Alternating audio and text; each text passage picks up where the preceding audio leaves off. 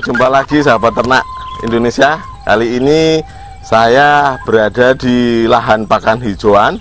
Ini lahan hijauan pakan ternak, varian jenisnya ini rumput Zanzibar. Rumput Zanzibar, kalau yang ini rumput pacong. Ini rumput pacong, yang ini Zanzibar. Ini pertumbuhannya cepat sekali. Ini usia tanam 2 bulan, tingginya bisa 3 meter. Jadi dari batang sampai pucuk daun itu bisa difungsikan untuk pakan. Salah satu keunggulannya dari Zanzibar dan Napier Pakcong atau Pakcong ini, produktivitasnya tinggi, daunnya tidak berbulu tajam, beda dengan Kolonjono atau King Grass. Terus kemudian cenderung batangnya lebih empuk dan ada rasa manisnya. Jadi ternak kambing, domba, sapi sangat suka sekali. Ini pertumbuhannya cepat sekali. Kebetulan lahan yang di sini ini lahan sawah tapi tidak produktif. Terus kami rubah jadi lahan pakan hijauan ternak. Ini baru yang Zanzibar ini baru usia tanamnya sekitar 1 bulan. Kalau yang pacong ini sudah sekitar 1,5 bulan. Ini sebentar lagi sudah panen semua. Ketika panen semua, tunasnya lebih banyak lagi tumbuhnya. Dan kalau ngarit di lahan hijauan seperti ini, ngarit sebentar aja dapatnya banyak. Jadi kalau hanya untuk ngarit 1 mobil pickup itu 15 menit juga beres. Ini salah satu varian pakan hijauan. Jadi saya bisa nyarankan kalau untuk rekan-rekan semua mau menambah varian pakan yang produktivitasnya tinggi, panennya cepat, bisa tanam rumput pacong atau Zanzibar. Ini nanti kita lanjut ke lahan berikutnya. Oke, kali ini di lahan pacong. Ini lahan pacong yang saat ini dipanen. Nah, di lahan ini saya selingi dengan legum, salah satunya singkong karet. Nah, di sebagian besar para peternak ini mereka takut ngasih singkong karet karena ini mendemi, beracun. Memang ada racunnya, ada sianidanya, tapi ini nutrisinya tinggi. Salah satu trik untuk mengurangi racunnya adalah babat pagi ditarik seperti ini, kemudian dilayukan, sore baru diberikan. Tapi ingat, jangan diberikan tunggal, harus dicampur dengan hijauan yang lain. Boleh dicampur dengan dedaunan legum lainnya atau ramuan lainnya, atau dicampur dengan misalnya pacong, monggo. Kalau bisa ada setiap kali pemberian pakan 4 jenis. Ini tanamnya mudah sekali, tinggal tancap hidup. Ini nutrisinya tinggi, ini sangat disukai oleh ternak. Nah, nanti bagi yang masih takut memberikan, caranya dilayukan, wajib dilayukan. Ini tanaman yang wajib ditanam kalau kami. Nah, memang idealnya di area pakan ada tanaman jenis rumputnya, ada tanaman jenis legumnya. Jadi sekali panen itu minimal akan dapat 3-6 jenis hijauan. Nah, ini monggo silakan dikembangkan di tempat Anda. Oke, ini ada tanaman putri malu. Putri malu ini tanaman yang liar, tanaman liar. Ini ada durinya, tapi ini bagi kambing dan domba sangat disukai. Nah, ini jarang sekali digunakan oleh para peternak kambing domba untuk pakan. Nah, ini nutrisinya sebenarnya bagus. Cara panennya tinggal dibabat, digulung saja. Digulung, nanti digulung pakai karung, terus ditali, terus bawa ke kandang. Ini sangat disukai. Walaupun ada durinya, tapi kambing domba tahu caranya gimana dia nggak terkena durinya. Ini salah satu pakan yang sangat disukai. Ini bisa digunakan untuk pakan kambing domba. Di belakang ada pohon manding atau lamtoro. Itu juga bagus untuk pakan kambing maupun domba. Jadi kandungannya nutrisi cukup tinggi, tapi memang harus dilayukan dahulu untuk pemberiannya karena memang ada racunnya agak kuat. Ini salah satu alternatif pakan yang nutrisinya bagus, nanti dicampurkan dengan hijauan-hijauan lain. Itu kalau di sini disebutnya manding, kalau di daerah lain ada disebutnya lamtoro. Salah satu yang varian bagus itu namanya lamtoro taramba. Itu dari Australia. Itu produktivitas daunnya juga tinggi, bagus. Itu pengembang biakannya juga gampang, hanya dari biji tinggal sebar di lahan pasti tumbuh dengan bagus seperti itu. Oke, ini tanaman gamal atau Cleresidea atau Risidia. Kalau di Jogja disebutnya Cleresidea. Ini juga bagus untuk pakan kambing ataupun domba. Hanya saja ini ada racunnya cyanida. Nah, terutama racun-racunnya banyak di daerah pucuk-pucuk daun ini. Nah, walaupun ada racunnya, ini nutrisinya bagus. Salah satu triknya adalah babat ini di pagi hari, kemudian dilayukan. Paling enggak pelayuannya sekitar 6 jam. Dilayukan bisa di tempat teduh maupun di tempat yang panas. Nanti racunnya berkurang jauh. Nah, ini sangat disukai juga oleh ternak. Jadi pengembangan Cleresidea ini atau gamal ini bisa lewat stek maupun lewat biji. Lewat stek juga mudah sekali, tinggal babat, tancap, sudah hidup. Ini biasanya dipakai untuk pagar juga, pagar di rumah atau di kebun. Ini salah satu yang wajib ditanam. Kali ini kita di lahan pacong. Ini lahan pacong yang 5 hari yang lalu panen. Nah, bentuknya seperti ini ketika sudah dipanen. Jadi 2-3 hari sudah dipanen, tunasnya muncul lagi. Tunasnya muncul lebih banyak lagi dari tunas sebelumnya yang dipanen. Nah, salah satu perawatannya ketika sudah 3-4 hari sudah panen, pupuknya masuk lagi.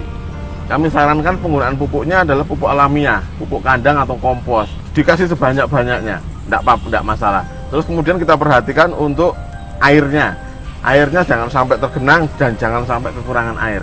Karena ini nanti usia 5 minggu sampai 6 minggu sudah panen lagi. Terus seperti itu, panen terus. Ini lahan sekitar 1000 meter, ini dapat sekitar 4-5 mobil pickup hanya di lahan ini saja. Jadi memang pacong pertumbuhannya sangat bagus. Ini satu rumpun kalau yang sudah panen 3-4 kali panenan, itu satu rumpun dia bisa sekitar keluar sekitar 20 tunas. Satu rumpun saja 20 tunas. Satu rumpun itu nanti sekitar 2 bulan tingginya sudah 3 meter. Jadi ada 20 batang tingginya 3 meter. Jadi babat 2 rumpun saja ini nanti sudah satu panggul. Satu panggul. Sangat efektif sekali nanam pacong. Ini di lahan rumput odot. Ini rumput odot semua. Ini dulu awalnya lahan tebu, terus kemudian kita ambil alih, kita bongkar tebunya, kita ganti dengan rumput odot. Nah, ini ideal sekali karena pencahayaannya full sehingga perkembangannya juga bagus. Ini odot usia 2 minggu setelah panen. Nah, salah satu keunggulan odot itu batangnya empuk, hanya saja tingkat produktivitasnya tidak tinggi, kalah dengan rumput pacong. Nah, odot tetap bagus ditanam untuk varian pakan, untuk nutrisinya supaya saling melengkapi. Nah, kalau perbandingan antara nutrisi odot dengan pacong, Taiwan, dan lainnya, ini sebenarnya nggak beda-beda jauh, karena memang masih kelasnya kelas pakan rumput, proteinnya sekitar 11-12%. Nah, ini tahan dengan kering. Kebetulan ini ada pengairannya kecil, kita bisa salurkan ke seluruh lahan, jadi walaupun musim kemarau panjang ini tetap hijau. Ini tanam odot itu sangat membantu. Monggo nanti di variasi pakannya sehingga lengkap. Ini salah satunya kebun odot. Kali ini kita ada di lahan, ini saya nyebutnya lahan gado-gado karena varian tanamannya saya campur-campur. Nah, ini rumput odot, ini rumput odot, terus yang ini namanya rumput Mexicana atau ada yang nyebutnya dengan Guatemala. Ini bentuk daunnya seperti jagung, tingginya bisa 2 meter. Ini lembut batangnya juga empuk. Nah, kalau yang sebelah sana itu Taiwan, khusus Taiwan. Nah, kalau yang belakang itu pacong. Ini saya selingi dengan ada gamal, singkong karet, kemudian ada pisang. Pokoknya campur. Jadi kalau panen di lahan yang ini kita nggak perlu nyampur lagi karena sekali panen sudah dapat banyak varian pakan di lahan ini. Ini awalnya juga lahan tebu, gersang. Kita olahnya cukup lama, kita kasih pupuk kandang, kompos itu benar-benar sangat banyak di lahan ini. Awalnya benar-benar rumput liarnya saja kering-kering, sekarang rumput liarnya sudah bisa hijau.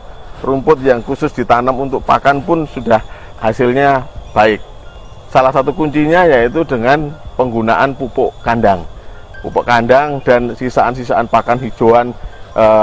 Kalau ada sisa kita kumpulin. Kalau di sini nyebutnya rapen dicampur dengan kotoran kambing. Kita fermentasi dulu, baru dimasukkan ke lahan. Jadi setiap panen, nanti sesudah panen 2-3 hari kemudian pupuknya masuk, pupuk kandangnya terus seperti itu. Itu rutinitasnya seperti itu terus. Nah ini monggo kalau mau dicontoh yang ini lahan gado-gado saya nyebutnya, karena ini macam-macam ditanam, antara jenis rumput ada, kemudian rumput legum juga banyak ini. Oke, kita lanjut ke lahan indigo vera. Kali ini kita di kebun legum atau kebun ramban. Ini jenis kaliandra merah. Ini kaliandra itu ada, setahu kami ada 2, kaliandra merah dan putih. Nah, yang kita tanam yang merah karena nutrisinya lebih tinggi yang merah. Ini kaliandra ini perkembangannya dari biji. Terus ini kaliandra saya campur dengan indigo vera. Nah, ini bentuknya indigo vera seperti ini. Ini nutrisinya tinggi, 29%. Kalau kaliandra sekitar 19%. Nah, ini bagus, sangat disarankan untuk ditanam dalam jumlah banyak. Karena jenis legum seperti indigo vera kaliandra ini nanti melengkapi kekurangan nutrisi dari rumput. Seperti yang kita di lahan tadi ada odot, pacong segala macam, itu kandungan nutrisinya kalah dengan legum. Supaya pemberiannya maksimal kepada ternak, itu pemberian rumput dan pemberian legumnya kita campur. Ideal sekali misalnya menu hari ini adalah rumput odot, pacong, kaliandra, kemudian indigo vera. Nah, itu bagus sekali karena legumnya ini menutup kekurangan si rumputnya. Nah, legum ini diberikan kepada domba pun bagus. Ini bagi kami ini memutus mitos di masyarakat bahwa domba itu pakannya hanya rumput. Kalau di kandang kami tidak. Ya domba ya dikasih daun-daun seperti ini, dikasih rumput juga oke. Nah, ini kalau indigo vera perkembangannya dari biji. Sebenarnya dari stek juga bisa, cuman dari biji dia lebih cepat pertumbuhannya. Ini saya lahan indigo vera dan kaliandra ini kurang lebih 2200 meter. Ini semua di bawah naungan pohon jabon. Awalnya hanya iseng, daripada lahan jabon ini nganggur bawahnya, itu kami tanami kaliandra dan indigo vera. Hasilnya pun lumayan bagus, karena daun jabon ini tidak se-egois kalau pohon jati. Kalau kebun jati mataharinya nggak sampai masuk ke bawah, tapi kalau lahan jabon masih agak lumayan intensitas matahari yang turun ke bawah. Nah, intensitas matahari ini yang membantu pertumbuhan si indigo vera sama si kaliandranya. Nah, ini jenis legum yang sangat disarankan untuk ditanam, kaliandra, indigo vera. Nah, ini tanamnya pun gampang. Panen pertama ini 8 bulan. 8 bulan dari tanam itu baru panen pertama. Supaya subur bagaimana? Pupuk kandangnya pun masuk terus. Nanti pertumbuhan tunasnya bagus.